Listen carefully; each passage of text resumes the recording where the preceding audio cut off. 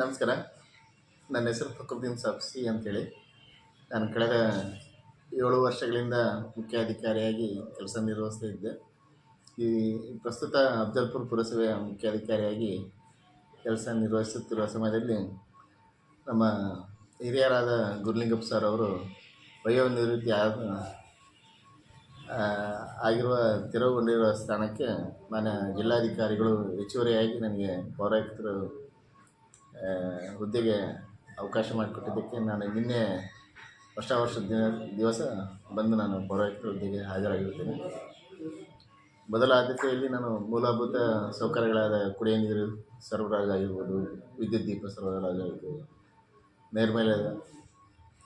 ನೈರ್ಮಲ್ಯಕ್ಕೆ ಸಂಬಂಧಪಟ್ಟಂತೆ ಸ್ಥಳ ಪರಿಶೀಲನೆ ನಡೆಸಿ ಸಾರ್ವಜನಿಕರಿಗೆ ಉತ್ತಮ ರೀತಿಯಲ್ಲಿ ಸ್ಪಂದಿಸಿ ಕೆಲಸ ನಿರ್ವಹಿಸುತ್ತೇನೆ ಅಂತ ಈ ಸಂದರ್ಭದಲ್ಲಿ ಹೇಳ್ತಾ, ಎಲ್ಲ ಸಿಬ್ಬಂದಿ ವರ್ಗದವರು ಸಾರ್ವಜನಿಕರು ಸಹಕಾರ ನೀಡ್ತಾರೆ ಅಂತೇಳಿ ನಾನು ಭಾವಿಸಿ ಉತ್ತಮ ಸೇವೆ ನೀಡೋಕ್ಕೆ ನಾನು ಪ್ರಾಮಾಣಿಕ ಪ್ರಯತ್ನ ಮಾಡ್ತೀನಿ ಅಂತೇಳಿ ಈ ಸಂದರ್ಭದಲ್ಲಿ ಹೇಳ್ತಾ ಇದ್ದೀನಿ.